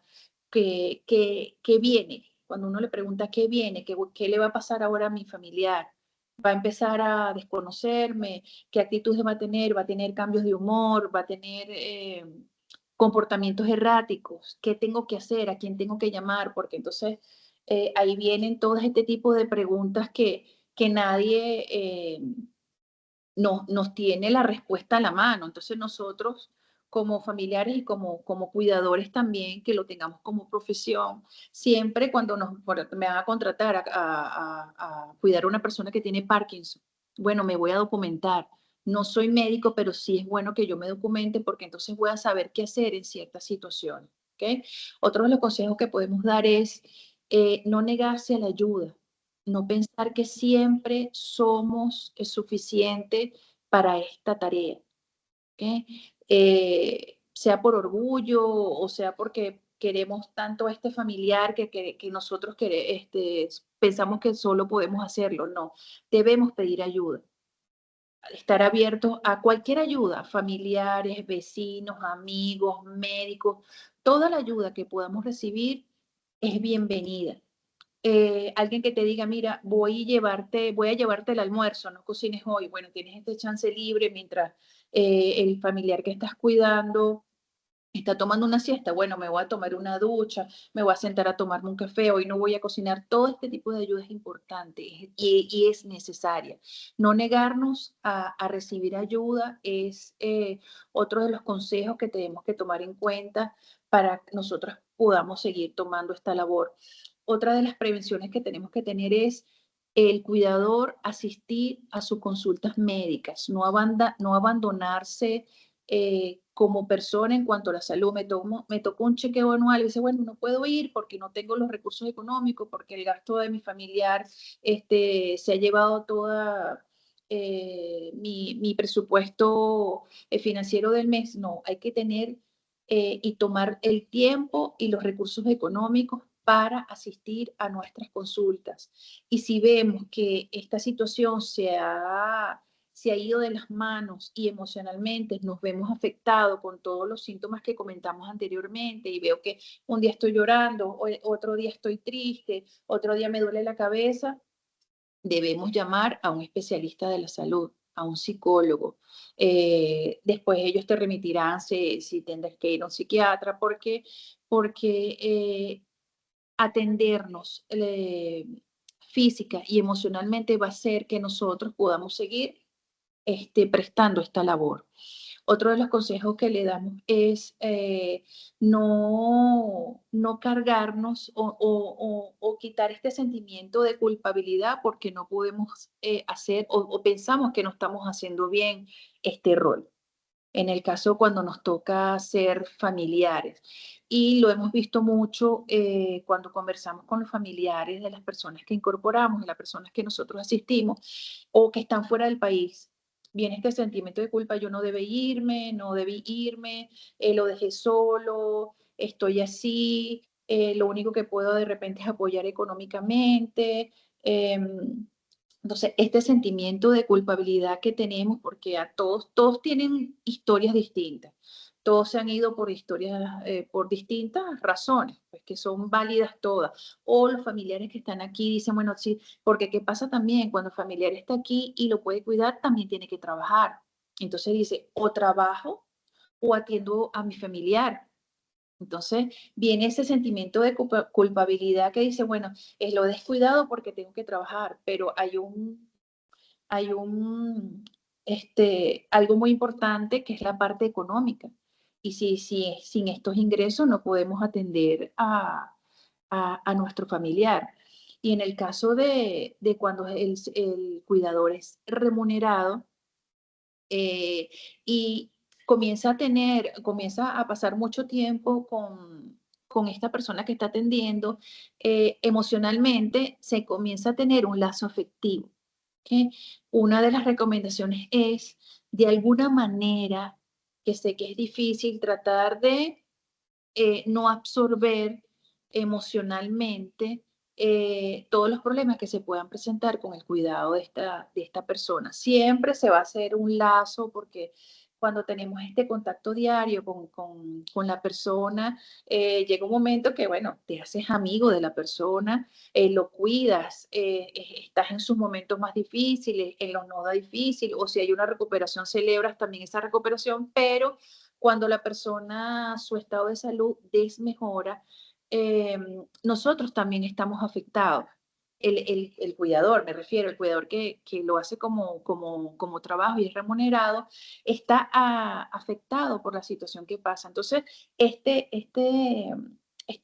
emociones que tiene, se las traslada a su casa. Entonces tiene sus problemas personales, su dinámica familiar y esta carga emocional que en teoría no deberíamos traer a casa porque es parte de nuestro trabajo. Sé que es difícil, pero siempre sería bueno tratar de separarlas un poco, ¿ok? Entonces, bueno, todas estas prevenciones que están desde cuidarnos, también tener nuestros espacios libres, hacer actividades que nos gusten. Me gusta bajar a la playa, me gusta salir con mis amigas o mis amigos a tomarme un café, me gusta ir al cine, buscar el espacio dentro de lo difícil que sea la dinámica familiar, ese espacio que me permite a mí decir, bueno, yo voy a hacer algo para mí, ir a la peluquería, arreglarme, no dejarme y no abandonarme como persona. Estoy todo el día metida en la casa cuidando a mi mamá, ¿para qué me voy a vestir? ¿Para qué me voy a arreglar? No. Siempre hay que tratar de ponernos nosotros de primero, como lo comentaba en el caso de la semejanza con el tema del avión. Si yo no me cuido, si yo no me atiendo, si yo no me preocupo por mí, no puedo cuidar a nadie. Es más, no le puedo ofrecer algo bueno a alguien porque no estoy en la capacidad de eh, transmitirle a esa persona lo bueno y lo positivo de mí, porque estoy cansada, porque estoy irritada, de repente puedo hasta a maltratar a mi familiar gritándole porque llega un momento que ya no puedo con tanta presión o el familiar me ve llorando y creo que no es lo que queremos, pero si no nos atendemos nosotros como personas, este tipo de situaciones se pueden presentar. Otro de los puntos también que queríamos tratar es, a veces como cuidador nos preguntamos, ¿a quién acudimos? ¿A dónde acudimos? En el caso de Venezuela no hay muchas instituciones que que nos puedan prestar este servicio, instituciones públicas, a eso me refiero, si no tenemos la capacidad económica de repente de hacer un curso. Está también la Fundación Alzheimer, que ellos dictan cursos de manera gratuita para los familiares que se convierten en cuidadores y para los cuidadores también. Hay muchas conversatorios, así como el que estamos haciendo nosotros, gratuitos, que hablan sobre distintos temas de distintas enfermedades y distintos temas, así como el de hoy, como el de cuidador, que nos pudieran servir a nosotros para afrontar todo este rol que estamos haciendo. También es importante que cuando tengamos este tipo de síntomas emocionales, que veamos que estamos muy cargados o que presentamos síntomas de ansiedad o estamos depresivos, tenemos cambio de humor repentino, un día lloramos, el otro día estamos molestos o no puedo dormir, estamos presentando todos estos problemas a nivel psicoafectivo, es bueno y deberíamos acudir a un especialista de la salud, es decir, un psicólogo. Y no pensar que no nos va a ayudar, que el psicólogo, porque hay un mito de que el psicólogo es solo para las personas que están locas. No. El psicólogo nos va a dar a nosotros herramientas para nosotros poder saber qué hacer y cómo sobrellevar todas las situaciones que se nos están presentando. Y debemos hacerlo de manera recurrente, es decir, no solo ir a una consulta, escuchar lo que dice, no me gustó, bueno, si no tuve empatía con él, buscar otra persona con la que tú sientas empatía y pudieras conversar con él de manera abierta para que él pudiera ofrecerte las herramientas para sobrellevar todas estas situaciones. Entonces, cuando pensamos en qué acudir, aparte de las instituciones, también leer mucho sobre el tema de lo que estamos hablando sobre el cuidador, sobre la sobrecarga, leer sobre cómo identificar cuando puedo estar depresivo, conversarlo también, acudir a tus amigos. Seguramente hay algún amigo que ya haya pasado por esta situación y pudiera dar tips que son importantes, acudir con un vecino, siempre apoyarte en alguien que te pueda escuchar y que te pueda dar su versión o de lo que pudo haber vivido esa persona, o decirte, mira, está esta institución, mira, por aquí vi un curso online que pudieras hacer, o están dando estas charlas.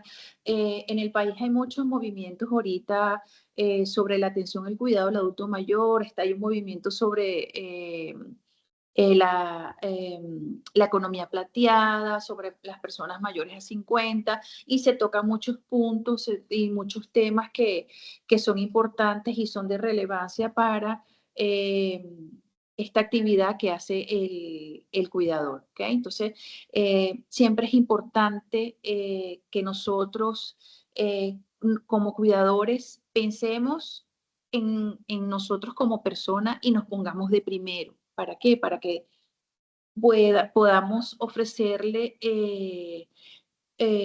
un buen cuidado a nuestro familiar o a la persona que nos contrataron para prestar este servicio. Querida Janet, ya vamos cerrando. Sí, me disculpo con María Gabriela, pero tuvo un problemita y no se puede conectar. Entonces, bueno.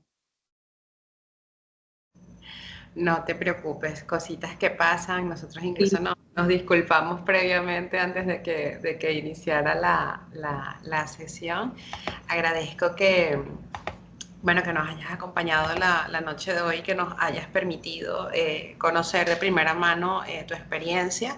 A cada uno de los oyentes que estuvieron acompañándonos.